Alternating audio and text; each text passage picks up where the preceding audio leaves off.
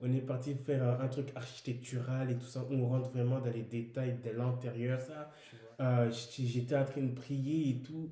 Et là, j'ai ressenti une flamme qui m'a Photographe, envahi. on leur a demandé pendant un mois de faire la meilleure photo possible.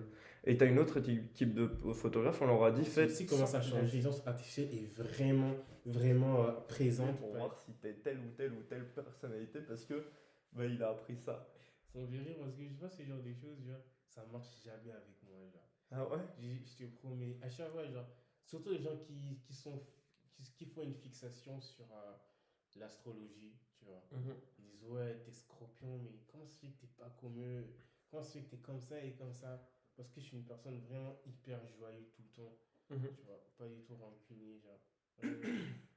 Mais moi, j'aimerais bien voir si ces calculs, ça marche du coup.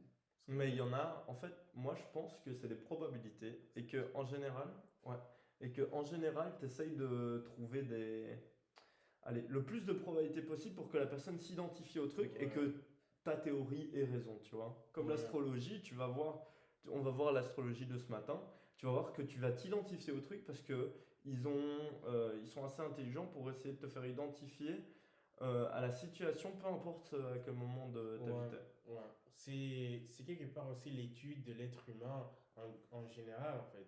C'est qu'ils vont te proposer des trucs qui vont forcément, tôt ou tard, coïncider à ta situation dans laquelle tu es en train de traverser, tu vois. Mhm.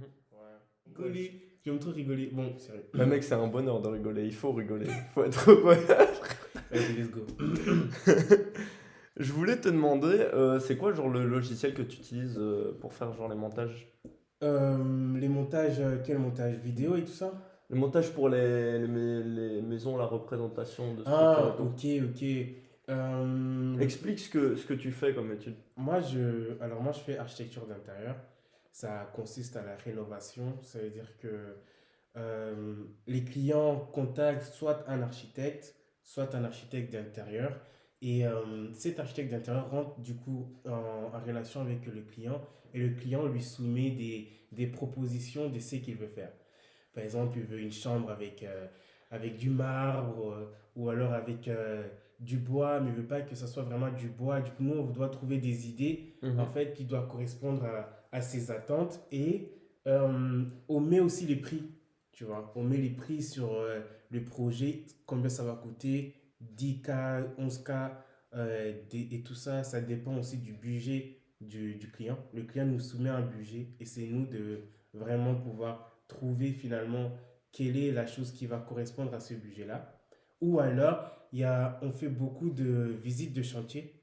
On doit assister au chantier pour que tout se passe bien, pour voir si les coulages de béton ils sont faits en règle, parce qu'il y a beaucoup de règles en architecture d'intérieur.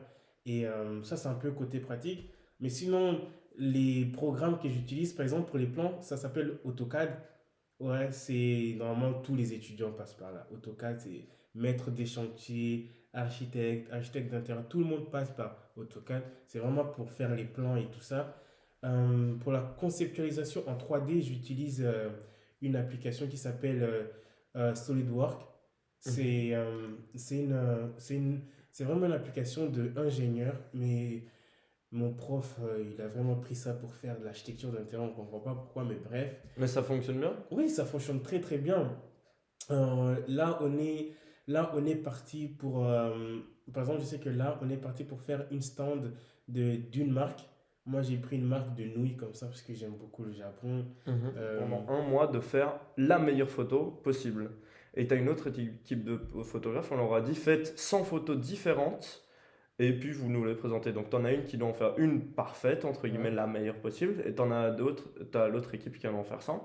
Et en fait, du coup, il y a la première équipe qui doit faire le truc parfait, qui va chercher plein de lieux, qui va essayer d'en faire une et elle sera bien, ils vont la présenter. Du coup, elle sera bien par rapport à n'importe quelle photo qu'il pourrait faire. Ouais. Mais l'équipe qui en a fait 100, en fait, vu qu'elle a pratiqué, vu qu'elle en a fait plein de différentes et qu'elle a appris à chaque fois, après chaque photographie, genre, eh ben, elle va avoir des meilleurs points, des plus belles photos sur la fin des photos que celle qui a essayé de faire la parfaite alors qu'elle a essayé d'en faire genre une Ça- parfaite parce l'équipe qui en a fait 100 a pratiqué, tu vois. Ouais, ouais. C'est totalement vrai parce que, en soi, quand tu fais une chose parfaite, euh, c'est, pour prendre un exemple, c'est comme le talent et le travail, tu vois. Le talent, c'est justement faire un truc parfait et le travail, c'est genre refaire encore et encore et encore et encore jusqu'à en arriver à un truc parfait, tu vois. Et souvent, c'est le travail qui gagne souvent. Je dis pas entre Ronaldo et Messi, rien à Eh, voir, mec, j'y mais pensais justement. Ronaldo, c'est le meilleur joueur au monde. Ouais. Ça y est. Non, mais tu as raison. Par exemple, moi, dans mes études, même si dès le début, tu dois vraiment avoir la chose directement parfaite, c'est pas pour autant que tu vas le refaire en fait. Et tu vas pas le refaire en fait, tu vois. Tu dois le refaire encore et encore et encore et encore et encore parce que même si tu fais ton truc parfait dès le début, en le refaisant, tu te rends compte qu'au final, c'était pas parfait que Et qu'il y ça. a des trucs Tu vois. Ouais, ouais. à C'est refaire, ouais. que tu te crois jamais parfait finalement. Tu dois toujours refaire et aller plus loin. C'est que de ce que tu crois, c'est parfait. Tu fais beaucoup d'habitations ou pas forcément? D'habitation, si tu veux dire les maisons à l'intérieur et tout Voilà, ça. exactement. Euh, en première Ou année, c'est plus des commerciaux? en première année, je sais que on travaillait beaucoup sur des lieux publics, tu vois. Mhm. Notre plus grand projet, c'était de aménager une église de Charleroi pour en faire un lieu où toute la communauté de cette ville-là, enfin, de ce quartier-là, puisse se rejoindre, avoir des trucs, en fait, faire revivre le quartier, en fait, tu vois. Mhm. En première année, il faut penser au quartier. Tu vois, en première année, on nous fait penser au quartier parce qu'un architecte d'intérieur, tu peux pas implanter un truc de nulle part, en fait, tu vois. Tu dois d'abord penser au quartier. Euh, on nous aide, enfin, l'école nous donne cette opportunité d'abord d'avoir une vision globale de, du monde qui nous entoure, tu vois. Et après, en deuxième, on rentre vraiment du coup dans les bâtiments, tu vois. Une fois qu'on a compris l'extérieur, ça se passe comment, on rentre dans l'intérieur. Et oui, là, tu travailles vraiment beaucoup dans l'habitation. En deuxième, on devait travailler sur des petits appartements, on devait les rénover et avoir des conceptions pour deux personnes, tu vois, et faire cohabiter ces deux personnes-là. Et oui, on a eu beaucoup de projets dans les habitations. C'est quoi la pièce la plus complexe à faire, genre dans une habitation? La pièce la plus complexe, franchement, ici on rentre vraiment en termes d'architecture d'intérieur, parce que le monde du travail n'est pas la même que celui de l'école, tu vois. Oh. Euh, je dirais que ça serait, par exemple, les, les salles d'eau, en fait, tu vois, où les taux d'humidité est beaucoup, il faut réfléchir différemment que quand Les tu fais un salles de bain? salon. Oui, voilà.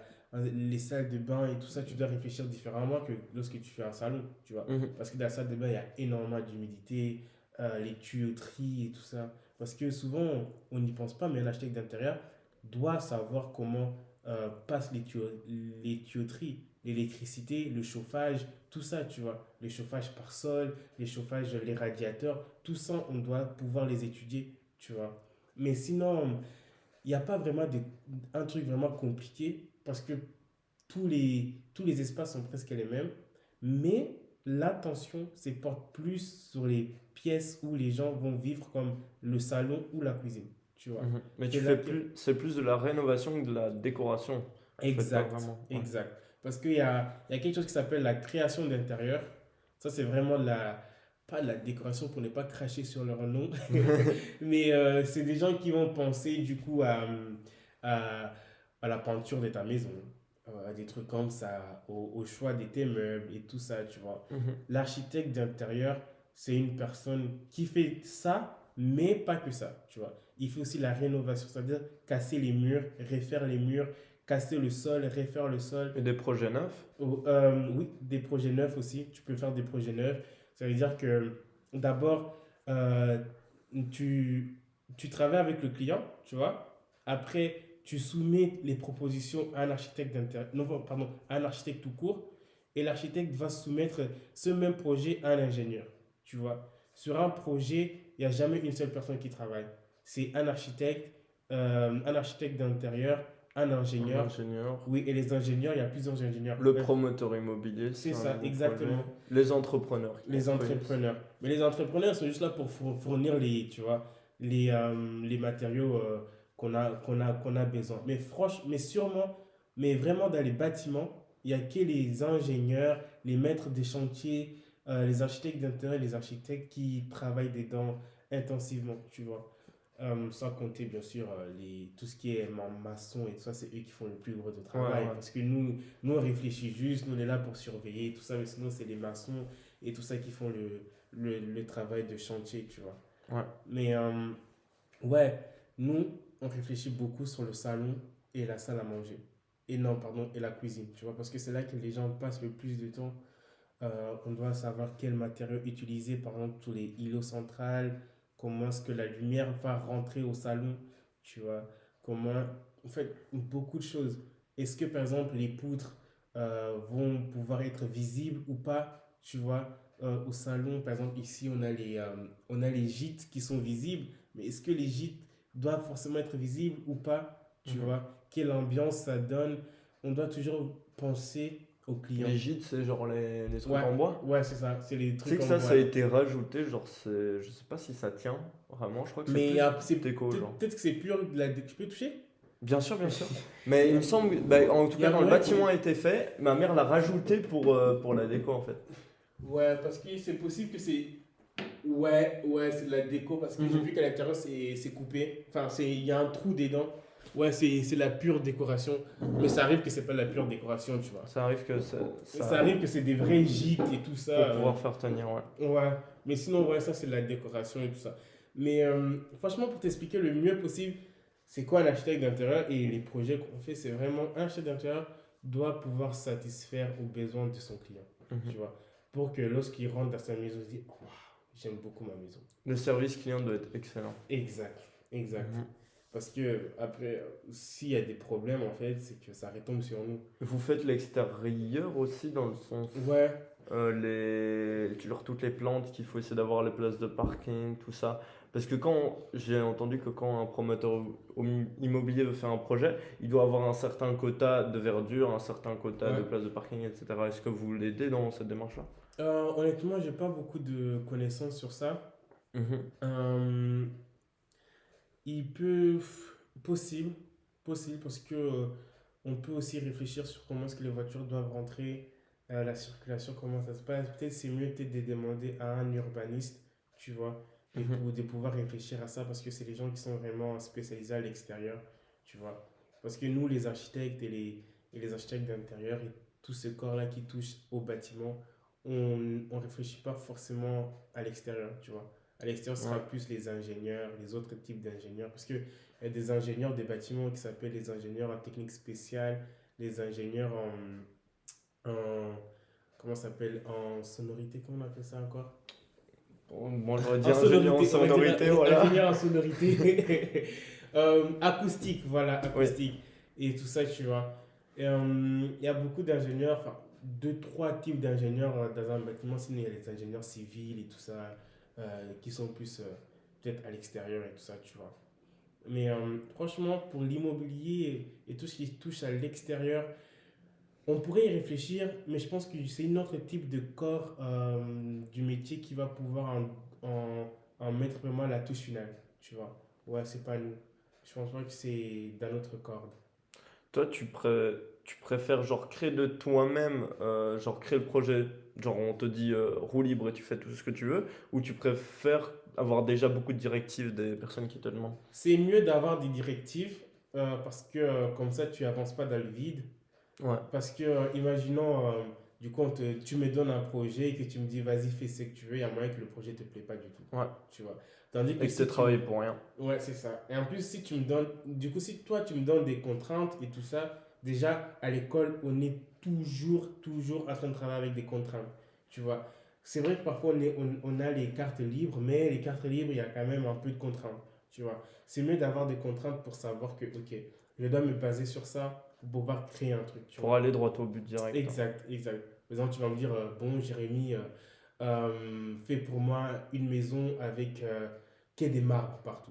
Tu vois, c'est pas possible, ça coûte super cher. Si jamais tu veux le faire, faut pas le faire, ça coûte Mm. super cher. Mhm. Mais ça va m'aider à pouvoir justement, je vais dire, écoute, bon, par exemple, pour un des murs, ok, on peut faire le marbre et tout ça, mais peut-être sur le sol, je vais te proposer du carrelage, mais imitation marbre. Ouais. Tu vois ce que je veux dire?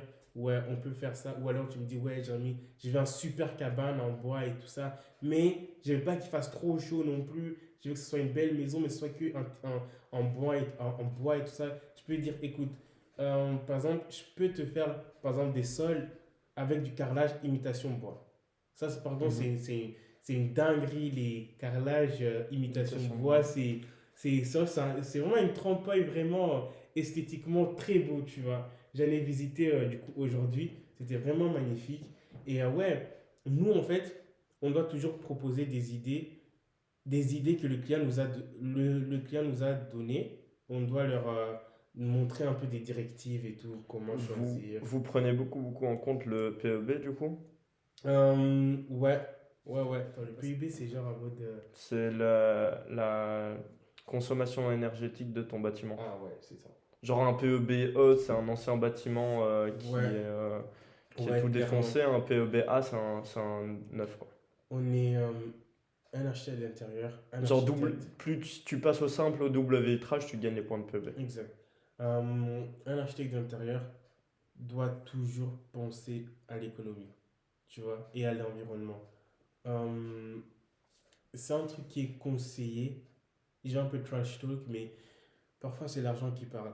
Euh, Ben, lorsque le client nous propose un projet et que toi tu viens, tu me dis ouais, j'ai envie que dans mon bâtiment il y ait, je sais pas, un chaudière à mazout par exemple. mhm, Et je vais dire mais what, c'est quoi ça? Le mazout ça coûte hyper cher, en plus ça pollue, tu vois ce que je veux dire? mhm, Moi je vais te proposer un chaudière à condensation, tu vois, mhm. avec du gaz et tout ça qui est moins cher et un type d'environnement. Pour l'environnement, c'est vraiment mieux, tu vois. Ouais. Ouais, un architecte d'intérieur, un architecte, lorsqu'on construit un bâtiment, on doit toujours utiliser, et c'est prescrit même dans certaines régions, tu vois. Par exemple, à Bruxelles, tu ne peux pas utiliser n'importe quel matériau.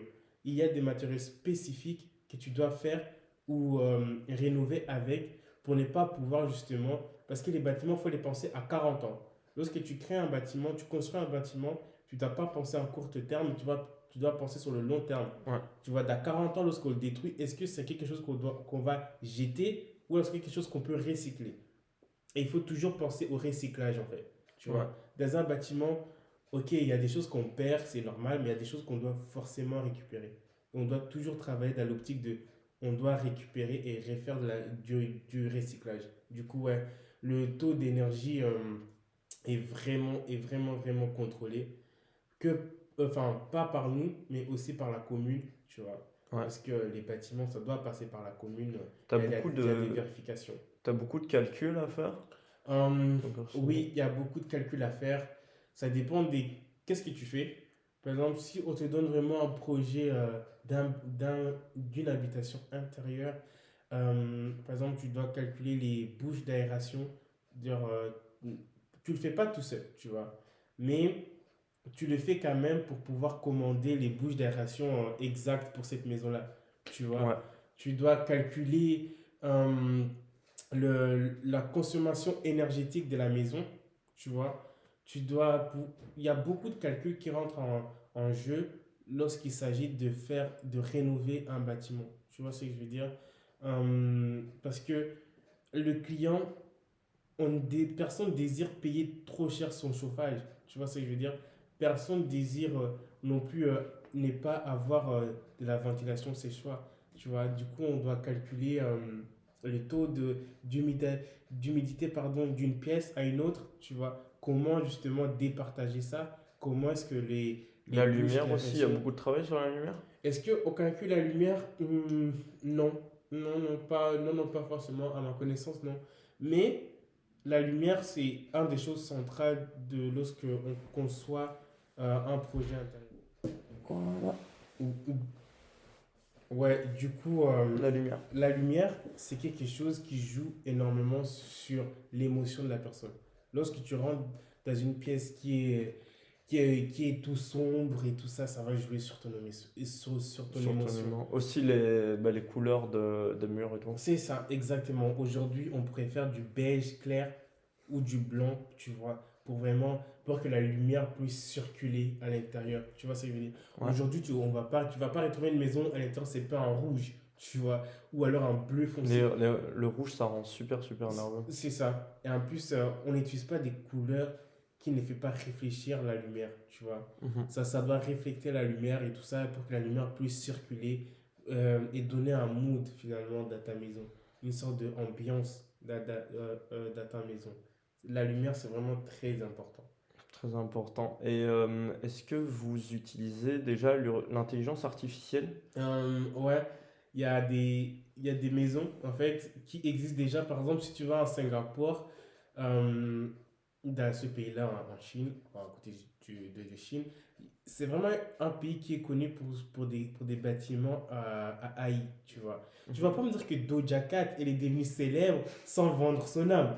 Tu vois ce que je veux dire? Tu Ouais. vas pas me dire que les Playboy Carty, les gens qui dirigent ce monde et qui sont dans le franc-maçon ne travaillent pas avec une certaine puissance derrière. Tu te sens constamment connecté avec lui? Avec les francs-maçons et tout ça, non, jamais. Non, avec Dieu. Euh, Ton avis sur les francs? On avait dû faire un travail sur les francs-maçons en plus. ah Je ouais? sais pas si Comme tu te ça. rappelles, en français. Non, jamais Si je me rappelle, on Je avait pense que dû je aller. les a... Ah oui! Si, si, si. Mais, c'est, Ouais, mais, c'était n'importe quoi. mais cette fois-là, je n'étais pas trop concentré non plus, hein, j'avoue. Moi, je suis sûr que j'aurais abandonné cette idée depuis longtemps. Mais oui, je suis très connecté avec Dieu. C'est... Comment dire? Un homme, dès ma perception de voir les choses, la perception d'un chrétien qui est vraiment dans sa foi, un homme ne peut pas vivre sans Dieu. Qu'est-ce que je veux dire par là? C'est que un homme, sa vie sans Dieu, c'est une vie où il n'y a pas de vie.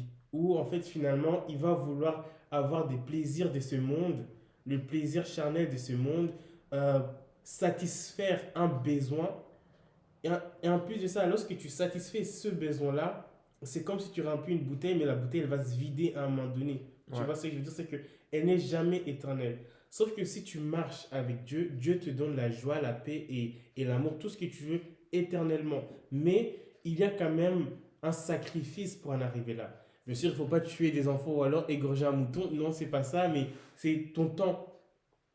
Tu vois, le temps que tu vas donner à Dieu. Tu vois ce que je veux dire? Parce que, Bien sûr. parce que Dieu, en fait, lorsqu'on parle du christianisme, on voit ça comme une religion.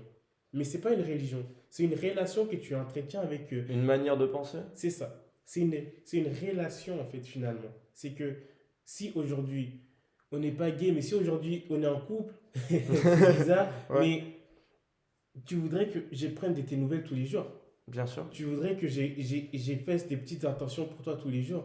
C'est pareil avec Dieu. C'est que Dieu ne peut pas te mettre dans une position où il va forcément te bénir et tout ça si toi déjà tu ne vas pas vers lui, si tu ne pars pas avec lui et tout ça. Et lorsque tu rentres vraiment dans le, comment dire ça, dans cette mindset totale de marcher avec Dieu, tu découvres en fait cette vie, elle n'est pas éternelle. Parce que honnêtement, tu sors dehors, tu marches, tu te fais renverser par une voiture. Tu sors C'est dehors, fini, hein. tu roules et tu fais un accident. Mhm. Tu dors, tu meurs. Tu bois mauvais ou alors quelque chose se passe mauvais Et avec tu ton te sens corps. protégé. C'est ça, tu meurs. En fait, la question c'est, cette vie qu'on mène sur notre terre, elle a sûrement un but. Tu vois. Et en tant que chrétien, on dit toujours notre but sur la terre, c'est de trouver Dieu. Lorsque tu trouves Dieu, tu trouves l'éternité. Parce que nous, on croit qu'après la mort, il y a une vie. Tu vois ce que je veux dire? C'est qu'après la mort, la décision que tu auras prise avant ta mort, ces 70, 80 ans de ta vie que tu auras pris sur Terre, va déterminer toute une éternité que tu vas passer après dans l'au-delà. Tu vois ce que je veux dire? C'est que maintenant, imaginons que tu t'allais toujours en boîte, je ne condamne pas du tout ceux qui vont en boîte. Imaginons que tu vas toujours en boîte et que tu t'en fous des dieux, carrément tu craches sur Dieu et tout ça. Ne t'espère pas que plus tard, tu vas aller au paradis, même si tu as fait des bonnes actions. C'est pas tes bonnes actions qui vont t'emmener au paradis, c'est ta C'est relation la avec Dieu. constance et la relation avec Dieu. C'est ça, c'est ta relation. Je sais pas si tu as été au courant, mais quand j'étais tout petit, genre vers 10 ans, j'ai fait enfant de cœur et j'allais servir la messe Ouais, avec le curé pendant j'ai fait 2 ans, je crois. Et j'ai enfin j'ai toujours eu des cours de religion, etc., etc. Mais je me suis plus ou moins décroché depuis que je vais plus à l'école, je dirais. Mais je trouve ça super intéressant d'en parler avec toi. mais oui, justement, tu sais que pendant qu'on est enfant, on suit plus la tradition Ouais, chrétienne que la vraie sens de la vie chrétienne finalement. C'est pour ça que lorsqu'on grandit, on s'y désintéresse, tu vois. ouais, Mais la question aussi, c'est qu'est-ce qui fait que tu t'y désintéresses, tu vois. C'est que, je te dis encore, c'est que ce monde agit sous des lois, tu vois, sous des lois qui dépassent l'entendement humain. Tu vois ce que je veux dire, c'est que il y a des esprits, il y a des univers qui sont constamment en guerre, en fait. L'univers du mal et du bien, tu vois. C'est que l'homme est toujours influencé entre les deux. L'homme n'est jamais au milieu, tu vois. Même si aujourd'hui tu vas penser que tu fais des choix parce que tu as envie de faire ces choix-là, tu ne fais jamais des choix parce que tu, tu as fait tes propres choix. En fait, ces choix-là sont toujours ils sont influencés guidés. par une pensée d'abord, et ces pensées-là sont influencées par un esprit qui dépasse en fait l'imagination de l'humain. Tu vois ce que je veux dire? Et justement, pour s'en préserver, par exemple, pour s'en préserver, les chrétiens on appelle ça le réveil spirituel. C'est lorsque, genre, moi j'ai eu mon réveil spirituel, par exemple, il y a 2 ans de cela. Non, j'abuse. 3 ans, 4 ans, je sais plus. C'est quand je suis venu à l'école de Tubis, tu vois. Ouais, il me semble que tu m'en as Avant parlé. ça, ouais, c'était pendant le Pendant le confinement. Covid, tu m'as Exact, pendant parlé le de ça. Covid, Ouais. j'étais en totale dépression, en fait, tu vois. Parce qu'avant, je m'en foutais de Dieu, honnêtement. Je me disais, ok, je vais à l'église, mais c'est ma famille qui m'oblige, je m'en fous complètement. Mais en fait, pendant que j'étais en totale immersion dans mon désespoir et dans cette dépression euh, pendant le Covid, c'est là que j'ai rencontré Dieu, tu vois.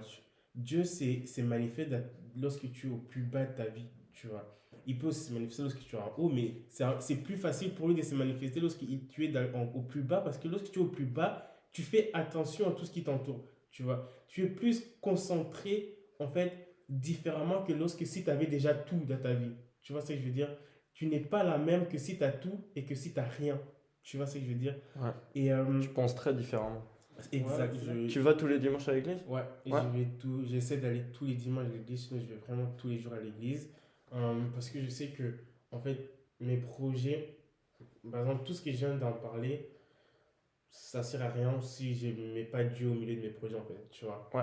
Je sais que l'homme a toujours une idée derrière la tête, mais cette idée-là, ce rêve-là, ne pas se réaliser. Et même au cours du chemin de la réalisation de cette idée-là, l'on peut perdre, euh, comment dire, sa concentration et son envie. Tu vois, il peut trouver la désespoir sur le chemin vers cet objectif-là. Mais lorsque tu marches avec Dieu, Dieu te donne la force, tu vois, et le courage et quelque chose sur lequel tu peux t'appuyer. Tu vois ce que je veux dire? C'est que si aujourd'hui je me retrouve dans la rue, SDF et tout ça, je sais que j'ai une très grande confiance en Dieu, que je sais que il pourrait me sortir de cette situation. Ouais. Mais ça ne veut pas dire que je dois rien faire, tu vois. Parce que Dieu bénit ceux qui travaillent, tu vois. Dieu ne bénit pas les flemmards. Dieu bénit vraiment ceux qui travaillent. Et mon travail à moi, en tant qu'architecte d'intérieur, déjà, c'est de pouvoir justement montrer aussi cette image de la détermination que j'ai eue tout en montrant l'image du Christ. Tu vois ce que je veux dire? C'est que si demain les gens me demandent waouh, comment est-ce que tu as fait pour devenir tel ou tel ou tel, je vais leur dire j'ai marché avec Dieu. Ouais, Tu c'est vois, magnifique. j'ai pas travaillé tout seul, tu vois, parce que, on va se parler honnêtement, les gens qui percent, les gens qui deviennent super riches, ceux qui contrôlent ce monde, ils travaillent forcément avec quelque chose. Ouais, du coup, voilà un peu, j'ai un peu détaillé le christianisme Bien sûr. aussi T'as parallèlement avec ma lu, vie. t'as lu la Bible en entier? Non. C'est quelque chose. La Bible en entier, je ne l'ai jamais lu. Parce que c'est pas que j'ai pas eu le temps, mais Dieu parfois nous appelle à parfois passer plusieurs mois sur un verset, sur une phrase parfois, Ah ouais. ou alors sur un seul chapitre, sur une seul chapitre ou un seul livre. Tu vois, par exemple, Dieu va t'appeler à passer peut-être un mois sur Matthieu, tu vois, Ouais. ou sur Jean. Et tu vas lire ce livre-là pendant un mois ou 2 mois. Parce qu'en fait, Dieu, dans ces paroles-là, il veut que tu comprennes quelque chose, tu vois. Sinon, j'ai déjà Et lu. tu relis, tu relis, tu relis alors? Exact. Ok. Ça s'appelle méditer aussi. On médite ce parole-là. Mais le Nouveau Testament, je l'ai déjà lu en entier, mais pas l'Ancien Testament.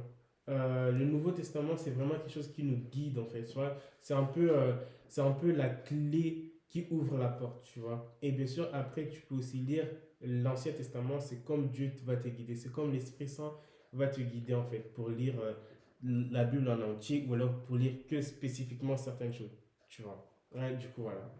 Excellent. Et par rapport allez, à tous les textes de la Bible, Mhm. la plupart du temps, ils... est-ce que tu considères que c'est plus des histoires inventées ou est-ce que tu penses que c'est des vraies histoires qui se produisent dans une sorte d'univers parallèle? Parce que la plupart du temps, les textes font en sorte qu'on s'identifie aux personnes qui vivent les Mhm. histoires. Et c'est une certaine forme de storytelling où les gens peuvent s'identifier et essayer de se représenter l'histoire. Euh, la Bible, en tant que chrétien, la Bible, c'est la parole de Dieu. Par exemple, si tu parles avec un musulman, il va dire que le Coran, c'est une parole qui a été reçue par Mohamed à travers l'ange Gabriel ou alors à travers Dieu, tu vois. Et Ouais. nous, la Bible, c'est vraiment la parole de Dieu. Alors, qu'est-ce que c'est la Bible en fait? La Bible, déjà, première chose, c'est une lettre d'amour envers l'humain. C'est une lettre d'amour que Dieu a écrite pour l'humain. Bien sûr, dans cette lettre d'amour, il y a beaucoup de choses qui se passent, mais à la fin, on comprend le but de Dieu. Le but de Dieu, c'est pouvoir vivre avec nous éternellement après cette vie. Tu vois ce que je veux dire? Mhm. C'est pour ça qu'il a envoyé Jésus-Christ mourir sur la croix pour pouvoir nous laver de tout notre péché, tu vois, qu'on aurait pu faire, ou alors où on va faire, tu vois. C'est pour ça qu'on appelle Jésus-Christ l'agneau suprême, parce que dans l'Ancien Testament, ils égorgeaient des moutons et tout ça pour pouvoir couvrir leurs péchés, pas laver leurs péchés. Mais Jésus-Christ était venu justement pour que ce sang coule, pour que nos péchés soient totalement effacés. Tu vois? Et la Bible, pour moi, c'est pas une histoire féerique ou alors les Marvels avec des mondes parallèles. C'est vraiment quelque chose qui s'est passé. Scientifiquement, historiquement parlant, Jésus-Christ, c'est un homme qui a vraiment existé euh, durant une certaine période. Et en fait, pourquoi est-ce que nous, aujourd'hui, la Bible n'est pas une fiction? Par exemple, parce que si tu prends les quatre évangiles, Matthieu, Marc, Jean, Luc, ce sont des gens qui ont vécu avec Jésus-Christ, tu Mhm. vois. Et leur récit dans ces quatre livres-là raconte leur vision des choses avec Jésus-Christ, lorsqu'ils marchaient avec Jésus-Christ, tu vois. C'est-à-dire que leurs paroles, pour moi, c'est des vraies paroles, tu vois. Pour tous les chrétiens qui sont à fond, ces paroles-là, si on prend juste les quatre évangiles, c'est des vraies paroles, c'est des vraies choses qui se sont passées. Tu vois ce que je veux dire? Et pour le reste du Nouveau Testament, c'est un homme qui s'appelle Paul, tu vois, qui l'a écrit. C'est un homme qui tuait beaucoup de chrétiens à l'époque, tu vois. Et un jour, sur son chemin vers une ville pour tuer d'autres chrétiens, Jésus s'est révélé à lui, tu vois. Et c'est là que bah, il a cru en Jésus. Et cet homme-là a été guidé pour pouvoir écrire la suite, en fait, du Nouveau Testament. Et c'est lui qui l'a écrit, mais spirituellement parlant, c'est Dieu qui lui inspirait quoi écrire. C'était pas lui qui écrivait avec sa Ouais. propre intelligence, en fait. Il écrivait ce que Dieu lui disait d'écrire, tu vois. En fait, dire que Dieu nous te dit d'écrire quelque chose, c'est un peu bizarre. Beaucoup de personnes ne vont pas comprendre, mais c'est quelque chose qui arrive vraiment. Dieu te parle réellement, tu vois. Nous, les chrétiens, on sait que Dieu parle réellement, on sait reconnaître sa voix, tu vois. C'est par exemple, là, tu reconnais ma voix, c'est pareil que c'est comme je vais reconnaître la voix de Dieu. C'est que lui aussi était capable de reconnaître la voix de Dieu et pouvoir transcrire tout ce que Dieu lui disait d'écrire, tu vois. Et l'Ancien Testament, ce sont en fait des recherches des anciens écrits que les historiens ont mis tout ensemble et ils ont organisé ça pour faire l'Ancien Testament, tu vois. Ce sont des récits retrouvés, des réels récits. Jusqu'à aujourd'hui, on retrouve encore d'autres récits, en fait, des parchemins, tout ça, du Nouveau Testament, par exemple, tu vois. C'est Mhm. des trucs qu'on retrouve écrits et tout ça en hébreu. C'est pareil avec l'Ancien Testament. Toute l'histoire de l'Ancien Testament, c'est quelque chose qui sont vraiment passés, tu vois, qui ont vraiment eu lieu. Tout ça pour amener à Jésus-Christ. Jésus-Christ, c'est la personne, c'est l'entité centrale du christianisme, tu vois. Et toute notre vie tourne autour de Jésus-Christ. C'est pour ça que nous, la Bible, on ne peut pas considérer ça comme une récit de fiction. Ou alors, parce que même historiquement parlant, la Bible existe réellement, tu vois. Beaucoup des choses, beaucoup des faits relatent la vérité qui sont vraiment passées. Tu vois ce que je veux dire? Juste, en fait, aujourd'hui, le diable a pris tellement contrôle du monde dans lequel on vit qu'en fait, tu vas retrouver des gens qui vont dire, en fait, la Bible, de toute façon, a été falsifiée, la Bible enfin, a été réécrite et tout ça, c'est faux. La Bible n'a jamais été réécrite. Tu vois ce que je veux dire? Et que même si ça a été réécrit, en fait, Ouais. ça a été traduit, mais pas réécrit. Ouais, Tu vois ce que je traduit. veux dire? Et même si ça a été réécrit, pourquoi est-ce qu'aujourd'hui, plus de 3 milliards de personnes y suivent encore? Ouais. Tu vois? C'est que, Parce que c'est des histoires qui, tu, qui inspirent beaucoup de gens. c'est ça, c'est que c'est une histoire qui prend vie. Tu vois ce que je veux dire? C'est que la parole de Dieu, c'est quelque chose qui prend vie réellement dans ton cœur, en fait. C'est Tu quoi vois? l'histoire qui t'inspire le plus? C'est de Dans Jésus-Christ. laquelle tu te représentes le plus? Hum, c'est pas que c'est une histoire où je me représente, c'est une histoire que je veux représenter. C'est Mhm. l'histoire de Jésus-Christ, en fait, finalement. C'est une histoire. En fait, Jésus-Christ, lorsqu'il était venu sur terre en tant qu'homme, Jésus-Christ n'était pas venu en tant que Dieu sur cette terre, il était venu en tant qu'homme pour pouvoir justement montrer le chemin pour les humains, tu vois, pour leur dire finalement, écoutez, moi aussi je suis un homme, je me remets à ce niveau-là pour vous montrer que, par exemple, Jésus-Christ nous dit, vous avez attendu œil pour œil et dent pour dent, mais moi je vous dis, lorsque par exemple j'invente, hein, on vous gifle sur ta joue droite, tu dois tendre ta joue gauche. Tu vois ce que je veux dire, c'est que il dit, tu dois jamais rendre le mal par le mal. Tu vois. Et que la vie de Jésus-Christ qu'il a eue sur cette terre, c'était une vie très exemplaire que moi, qui m'inspire en fait, tu vois. C'est cette vie-là que j'ai envie de vivre. Si aujourd'hui, par exemple, j'ai toujours cette joie de vivre, j'ai toujours cet amour à donner aux gens, c'est parce que Jésus-Christ nous a d'abord démontré cet amour, tu vois, avant que nous-mêmes on le démontre, tu vois. Sinon, des belles histoires que j'ai aimées, par exemple, c'est celui de roi David avec Goliath, on connaît tous quand il a one shot avec la pierre et tout ça. Par exemple, avec ça, beaucoup de gens vont croire que c'est une fiction. Avec une lance-pierre, tu envoies une pierre sur le front d'un mec et il meurt. En fait, il faut que l'être humain comprenne qu'il y a quelque chose qui s'appelle la spiritualité, en fait. C'est que je pense que tu as déjà entendu que il y a le monde invisible qui nous entoure. Il y a le monde physique, Ouais. il y a aussi un monde invisible qu'on ne Spirituel. voit, exact, Ouais. qu'on ne voit pas. Et ce monde spirituel regorge tellement de puissance et exerce aussi certaines choses sur notre monde à nous, tu vois. Et lorsque David a lancé cette pierre sur Goliath, c'était la puissance des dieux qui est directement partie sur Goliath pour le mettre à terre, en fait, finalement. Parce que logiquement, c'est pas possible de lancer une pierre sur une personne et il tomberait KO. Peut-être Mhm. c'est possible, hein. Peut-être que vraiment, grâce à ça, Dieu a pu permettre que l'angle de la pierre, bref, je sais pas. Mais Aille sur certaines un histoires, nerf. c'est ça, certaines histoires, ça peut paraître féerique et tout ça, mais c'est pas féerique. Par exemple, moi, quand j'ai sorti dehors et que j'ai prié pour des gens qui marchaient avec des béquilles pour que après ils marchent pas des béquilles et qu'on écrit ça 50 ans plus tard, les gens qui vont le lire, ils vont dire ah mais oui, mais c'est sûrement il a imaginé, c'est pas vrai. Pourtant, c'est réellement passé. Tu vois, par exemple, Jésus-Christ, il a fait tellement de miracles, tu vois, qu'aujourd'hui les gens peuvent croire que c'est faux et que c'est juste un récit raconté, mais tous ces gens qui disent ça, est-ce qu'ils ont déjà essayé réellement à fond de reproduire ce que Jésus-Christ il a fait? Tu vois? Moi, j'ai déjà essayé. Beaucoup de chrétiens qui inspirent de vivre cette vie-là, ils ont essayé. Et pour la plupart, ça a marché. Tu vois? Normalement, ça marche toujours. Tu vois? Donc, aujourd'hui, pourquoi est-ce que je ne pourrais pas douter de la fiabilité de la Bible et de sa parole? C'est parce que j'ai expérimenté tout ça dans ma vraie vie, en fait. Tu vois. Par exemple, je sais que mon père, il était, pendant le Covid, il allait mourir, littéralement, euh, avec le Covid, vu que, bon, les pères, voilà, ils sont l'âge a avancé et tout ça.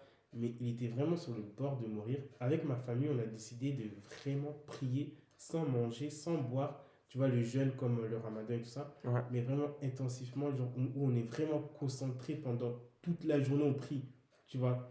On a prié littéralement pour ça.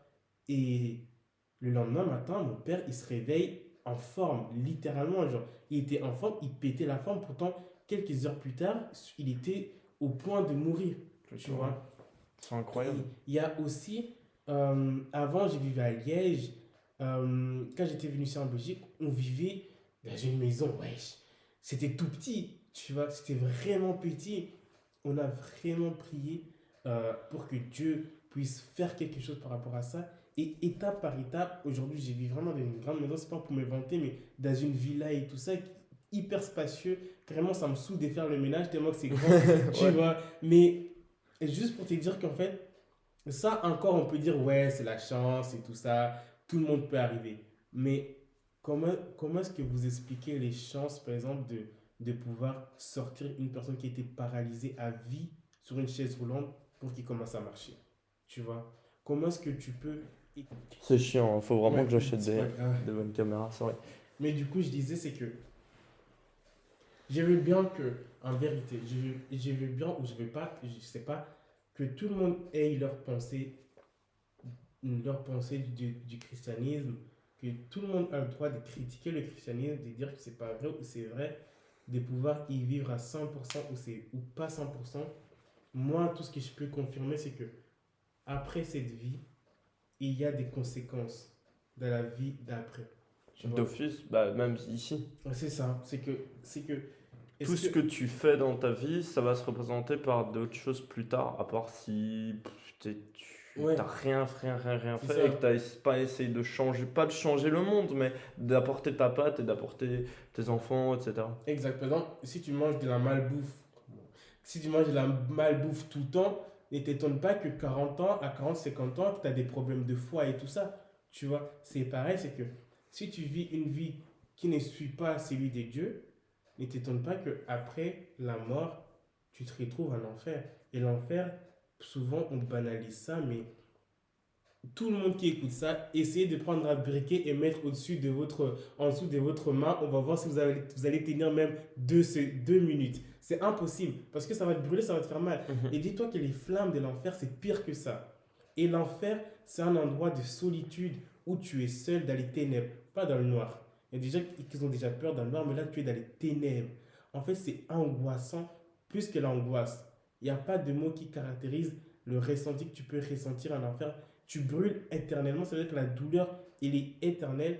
Et en plus de ça, ta conscience, elle n'est pas tranquille parce que tu te trouves dans un endroit ténébreux et seul. Tu vois. C'est pour ça que mieux vaut vouloir viser le paradis directement. Tu vois. Et Tu fais Jésus-Christ, attention genre à pas boire beaucoup d'alcool, à pas aller dans les drogues et tout. c'est ça. Tu as le droit de Pour... boire de l'alcool, mais pas t'enivrer. Tu as le Ok. droit de manger, mais pas l'acceptable. Tu peux pas avoir de relations sexuelles avant le mariage Mhm. parce que en fait l'acte sexuel c'est Dieu l'a créé pour le plaisir de l'homme dans le mariage, pas pour le plaisir de l'homme en dehors du mariage, parce qu'en fait l'acte sexuel c'est lorsque deux corps rentrent en, en fusion entre guillemets et ça a des conséquences dans le monde spirituel en fait. C'est ça, en fait, beaucoup de personnes tombent dans ce piège-là parce qu'ils n'ont pas la connaissance du monde spirituel, tu vois. C'est que ton âme et l'âme de l'autre personne en fait rentrent en cohésion entre guillemets et en fait ça fusionne et ça crée quelque chose. C'est lorsque maintenant tu fais l'acte sexuel et que maintenant c'est ton ex, c'est que tu auras pris un peu de son âme, de cette fille-là Ah ouais. ou de ce Mhm. garçon-là. Bien sûr, Jésus-Christ peut te laver de cette âme-là, te détacher de cette âme-là, tu vois. Mais tant que tu n'es pas en Christ, cette âme-là va rester avec toi. Tu peux toujours te faire pardonner. Oui, tu peux toujours... Tout est pardonnable. Mais c'est pas pardonnable lorsque tu meurs, du coup. Si tu meurs et que c'est trop tard pour toi, c'est trop tard. Tout est pardonnable. Tout est pardonnable, tu vois. Et ouais, il y a quoi encore? L'impudicité, c'est les pornographies, le fait que tu regardes la rue, enfin dans la rue et tu vois une fille avec des grosses fesses, des gros seins, pardonne-moi pour les paroles, mais et tu te dis dans ta tête, waouh, moi elle je la saute, c'est pas possible, je sais pas, bref, je connais pas le langage. Ça déjà dans ta tête, tu t'imagines convoiter la femme ou la fille de quelqu'un d'autre, tu vois, et c'est un péché, tu vois ce que je veux dire? Oui, et c'est pas facile en fait dans notre vie actuelle. Par exemple, tu ouvres la télé, tu as des pubs des gens en lingerie. Déjà, la lingerie tout court, en fait, quelque part, tu vois une femme à moitié nue. Tu vois ce que je veux dire? Dans la tête d'un homme, il y a toujours des réactions. Peut-être pas maintenant, peut-être pas après, mais en tout cas, c'est une image subliminale. Comme on avait vu en français avec le Coca-Cola qui montrait le Coca-Cola pendant des fractions de secondes dans le Ouais. cinéma et après les gens allaient boire du Coca-Cola. Mhm. Et bien c'est pareil avec la lingerie, avec des choses comme ça, c'est des images j'ai déjà oublié le mot. Subliminal. Voilà. Et la nuit, tu vas te retrouver à te masturber et tu vas pas directement faire le lien avec le truc que tu as regardé dans les Mais pubs de ça ta l'a fait. télévision, tu vois, Ouais. dans la télé. En fait, ça a une conséquence que notre monde aujourd'hui est tellement perverti qu'on ne se rend plus compte de la vérité ou du mensonge, tu vois. Tout est tellement banalisé qu'on ne se rend pas compte on ne sait plus ce qui est réel et ce qui est faux, ce qu'on peut faire, ce qu'on ne peut pas faire. Aujourd'hui, Aujourd'hui, le christianisme va te dire ne fais pas le sexe avant le mariage. La société va te dire ouais, fais tes propres expériences. Ouais. Tu vois, aujourd'hui, je sais pas, la Bible va te dire euh, ne frappe pas. Enfin, la Bible te dit prie pour tes ennemis. Ok? La société va te dire ouais, nique les ennemis, moi je vais les tuer, tout ça, tu vois. Tu vas Mhm. leur souhaiter du mal. Pourtant, dans la Bible, il est écrit tu dois les souhaiter du bien, Ouais. tu vois. Et ouais, c'est des choses comme ça, en fait, c'est que en tant que chrétien, il est difficile de vivre dans ce monde, mais il n'est pas difficile lorsque j'ai une image fixe de ce que je veux et de ce que j'ai une perception de voir les choses. Tu vois ce que je veux dire? C'est pour ça que il y a beaucoup de choses que je limite, tu vois. Par exemple, dans mes pour toi, j'essaie vraiment d'avoir des choses vraiment chrétiennes et tout ça. Parfois, c'est des trucs d'animés. Je sais que les animés, c'est pas bon, mais tu vois, des Parce que trucs comme ça ça. t'intéresse aussi, Ouais. bien sûr. Et je sais pas si tu as suivi beaucoup la carrière de Virgil Abloh. Je sais pas c'est qui. C'est le mec qui a fait Off-White. Off-White, non. Ouais. Ouais, Et il ouais, est, je vois, mais moi, et j'avais il pas est suivi. décédé du coup il y a 2 ans. Bah, j'allais te demander un petit peu ton avis sur lui, mais du coup pas forcément. Mais les sneakers, t'as encore, par exemple, genre les Air Force Off-White, etc. Tu t'y intéresses encore à quel point? Franchement, je sais que avant j'ai kiffé beaucoup les sneakers, Ouais. mais aujourd'hui je peux pas vraiment non plus trop kiffer pour ne pas tomber entre guillemets dans l'idolâtrie en fait, Mhm. où, Il où y je avait une vais. grosse forme de ça à ce moment-là, hein. On peut payer 10 fois le prix pour une paire C'est parce ça. qu'elle est Déjà tu te d'une ruines certaine aussi, manière. Ouais, tu ouais. vois, tu te ruines en quelque sorte, mais aujourd'hui, qu'est-ce que j'en pense des sneakers? C'est juste, si j'ai envie de me faire un petit plaisir, je l'achète. Mais sinon, Ouais. c'est pas la chose qui va me dicter mon argent, tu vois. Mhm. C'est pareil avec l'argent, c'est que aujourd'hui, il faut que tu puisses gérer l'argent et pour que tu ne deviennes pas l'esclave de l'argent, tu vois. C'est pareil avec les sneakers en vrai. Parce que j'aimais beaucoup les sneakers, mais c'est pas la chose que aujourd'hui j'aime beaucoup. La chose pour laquelle tu t'y es désintéressé de plus en plus, tu penses que c'est quoi? Et je pense qu'aussi c'est la maturité, tu vois. Ouais. C'est dans le sens où je grandis que mon argent, j'ai besoin de le mettre autre part, tu vois. C'est que aujourd'hui, je suis dans des études qui coûtent très cher. Du coup, j'ai besoin de l'argent, tu vois, pour financer mes études et tout ça, pour m'acheter des matériaux pour les études et tout ça, pour m'habiller, mais pas forcément claquer des grosses sommes dans les chaussures, tu vois. Ouais. Et les chaussures que j'ai maintenant, j'essaie le plus souvent de les préserver, en fait, de faire attention et tout ça. Ou alors j'achète des chaussures normaux que tout le monde peut acheter, des 100, 200 euros max, tu vois, Mhm. que je peux porter tous les jours en fait, tu vois. Ouais. Comme ça, c'est que j'ai pas forcément envie de me démarquer finalement, tu vois, et d'être juste normal, tu vois. Ouais. C'est un peu ça ma vision des choses aujourd'hui. Je pense que c'est juste, j'ai pris en termes de, pas de maturité Aussi, hein, parce d'office. qu'il y a des gens qui sont plus âgés que moi et plus de maturité, moi qui kiffent les sneakers, qui en achètent tout le Bien temps. sûr, ouais. Mais je Bien pense que sûr. c'est juste la vision et la perception de chacun Et de tu ce qu'il veut penses faire pas des choses. que marketingment parlant, ils ont fait n'importe quoi? Genre, ils ont continué à en sortir en masse, en masse, en masse, en masse. Tu vas dans un Foot Locker aujourd'hui, Mhm. t'as 6 paires de dunks différentes. T'allais dans un Foot Locker il y a 3 ans quand on en achetait beaucoup, il n'y en avait pas. Et Ouais, c'était le fait qu'il n'y en ait pas qui ouais, qui faisait le qu'on avait envie hype, d'acheter. exact. Parce qu'avec Qatar, ouais, ça c'est un truc marketing. Hein. Yomi Denzel, du coup, il en parlait, c'est que lorsque tu crées un site et que tu mets, disons, ok, tu crées un site de montres, ok, Ouais, et tu en mets 10 montres différentes, ton site ne va pas bien fonctionner parce que les gens, ils ont tellement de choix, ils vont passer tellement de temps sur ton site et ils vont avoir la flemme de pouvoir même choisir un truc. Ils vont dire, bon, je mets ça en favori et je verrai plus tard. On sait tous que les gens qui mettent ça en favori vont même pas voir plus tard, tu vois. ouais, En fait, le tactique, c'est vraiment de avoir des choses, pas illimitées non plus, mais, pardon, limitées, mais avoir des choses, deux, trois modèles de montres, tu vois. ouais. Genre deux types de montres et tout ça, ou Pas trois trop de types de... choix. Ouais, c'est ça. Pour diriger l'humain, son œil, ses envies à pouvoir acheter ça. Tu vois ce que je veux dire? Par exemple, PNL. Si aujourd'hui PNL sortait des musiques tous les jours, tous les jours, tous les jours, tous les jours, ses hype et ses fans, c'est vrai que ça allait grandir, mais je pense pas qu'il y D'une aurait manière eu. différente. Ils auraient Ouais, perdu une c'est ça. certaine Ils auraient pu une sorte de. énergie. C'est ça. C'est qu'aujourd'hui, PNL, j'écoute pas PNL, c'est des TikTok. Hein. Mais aujourd'hui, PNL, il fait attendre les gens pendant 4 ans, Ouais, tu vois. Et les gens, ils ont tellement envie d'écouter PNL, c'est que lorsque PNL il va sortir une musique, boum, ils vont faire un truc incroyable et tout le monde voudra écouter, écouter, écouter, écouter, écouter. Ils vont se faire tellement d'argent avec ça, ils vont encore laisser un peu de temps que cette musique qu'ils ont fait ou l'album qu'ils ont fait, que les gens ici, entre guillemets, s'y habituent et s'y désintéressent pour que plus tard, ils pour renforent encore revenir un le autre. retaper. Ouais. C'est ça. C'est que les sneakers aujourd'hui, si tu as un produit en masse, bah écoute, Les gens se désintéressent. c'est ça. Et en Mais plus, les gens, ils détestent voir tout le monde avoir les mêmes paires que lui. ouais, Ça, c'est sûr, tu vois. c'est sûr. Du coup, voilà. Et tu écoutes quoi comme son? Que t'en parlais? J'écoute beaucoup des sons chrétiens.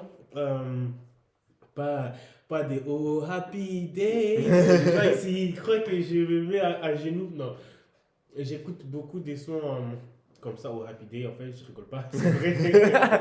T'as dit j'écoute Euh, pas, hein? c'est des sons très calmes en fait d'adoration. C'est des sons vraiment où on glorifie Dieu, tu vois. C'est des sons très douces. Ou alors j'écoute des rap chrétiennes en fait. Souvent on croit que le monde de musique chrétien c'est très ennuyeux, pourtant c'est aussi diversifié que ceux qui ne sont pas en Christ, tu vois, en Dieu. Par exemple, on peut retrouver du rap, du pop, de l'R&B T'écoutes pas chrétien. du tout d'autres trucs non chrétiens? Non, non, pas forcément, non, pas du tout. Ça m'arrive de kiffer un son, tu vois, non chrétien, mais pas plus que ça. Hein. Genre, je vais pas commencer à télécharger dans mon téléphone et les réécouter en boucle, en boucle, en boucle. Ça m'est Ouais, déjà arrivé, mais je le supprime genre une semaine ou 2 semaines plus tard, tu vois, parce que je ouais. trouve plus l'intérêt de l'écouter, tu vois. Et dans ma playlist, il y a que des musiques chrétiennes parce que, déjà, parce qu'il y en a beaucoup aussi. C'est tellement diversifié, tu vois. Et aussi, j'écoute des musiques chrétiennes, non pas parce que je fais le mec qui vit pour les caméras, mais parce que pour mes oreilles spirituelles, en fait, pour ne pas souiller, en fait, mes pensées. Tu vois ce que je veux dire? C'est que si aujourd'hui, je me mets à écouter du Taiki, peut-être je voudrais revenir avec mon ex. Si je commence à écouter du calage criminel, je vais avoir des idées sombres. Tu vois, je vais commencer à vouloir insulter les gens. Si j'écoute du charisme, je vais avoir un mindset, tu vois, une façon de penser. Différente, ouais. C'est ça, parce que lorsque tu écoutes une musique plusieurs fois, bah, sans te rendre compte, tes pensées aussi commencent à changer, comme la musique. Tu vois ce que je veux dire? Parfois, quand tu as envie de pleurer, tu mets une musique triste. Pourquoi tu mets une musique triste pour pleurer? Parce que tu sais que la musique va jouer sur ton mood et sur tes pensées, sur ton état Et et que tout t'as ça. envie de te lâcher, C'est ouais. ça. C'est pour ça que on doit, enfin, nous les chrétiens, on doit écouter la musique chrétienne pour pouvoir justement rester dans ce qu'on appelle la sainteté, tu vois, pour ne pas pécher en fait, tu vois, parce que si on écoute de la musique mondaine où il y a trop de gros mots, on pêche en fait, tu vois, Ouais. quelque part. Et c'est pour ça que je préfère juste écouter la musique chrétienne pour ne pas avoir plus de péchés que c'est que j'ai déjà dans la vie de tous les jours, tu vois. Si je peux bien enlever quelque chose, ben autant l'enlever, tu vois. Par exemple, la musique, je l'enlève parce que je sais que dans ma vie de tous les jours, il y a des trucs que je suis confronté qui sont difficiles pour moi et que je pêche et que c'est jamais mieux que d'avoir un péché, mais bon, les péchés, c'est pas bien d'en avoir tout court, mais en avoir un ou deux que d'en avoir plusieurs. Tu vois ce que je veux dire? Bien sûr. Parce que tu peux te focaliser sur ces un ou deux péchés pour vraiment les arrêter. Tu vois? Mais bon, personne n'est parfait, bien sûr. Mhm. Sinon, voilà un peu la musique. Et tu te vois où dans 5-10 ans d'un point de vue professionnel? Hum, dans 5 10 ans, je me vois travailler dans un bureau d'architecture. Dans 5 ans, je me vois travailler dans un bureau d'architecture. Ça veut dire que déjà, dans 5 ans, ça veut dire il me reste, dans les 5 ans à venir, il me reste 2 ans, non, 3 ans d'études. Enfin, cette année, si on compte, mais bon, si on compte pas cette année, ça veut dire qu'il me reste 2 ans d'études. Ouais. Et 2 mois sans, ça veut dire qu'il me reste 3 ans encore. Et dans les 3 ans à venir, du coup, après mes études, je m'imagine travailler dans des bureaux d'architecture ou dans un bureau d'architecture, bien sûr, où je vais grandir et avoir de l'expérience. Et, et après, dans les 10 ans, je me vois déjà être lancé sur mon propre entreprise, en fait, petit à petit, en fait. Parce que je pense pas que je vais claquer mon travail directement comme ça et me Ouais. lancer. Non. Petit à petit, je me vois déjà commencer à avoir en fait, un projet. Et par exemple, si là, je fais un très grand bond, mais si je me vois dans 30 ans, c'est vraiment retourner en Afrique et pouvoir. Parce que l'avenir, c'est où il n'y a pas d'endroit. Enfin, l'avenir, c'est l'endroit où il n'y a encore rien. Tu vois. Je ne dis Ouais. pas que l'Afrique, il n'y a rien, mais c'est où tu peux apporter des nouvelles choses. Ici, tu peux forcément apporter des nouvelles choses, mais c'est plus compliqué, tu vois. Et Tu vas là, me rendre moins de gens très heureux d'un coup. c'est ça. Tandis que là-bas, tu peux avoir une idée et ça peut impacter énormément des gens, tu vois. Ouais. Et c'est pour ça que, genre, si j'y vais là-bas avec une façon de penser architecturalement différente de ce que les gens ils ont là-bas, en termes de marché et de commerce, ça va devenir un truc incroyable, tu Ouais. vois.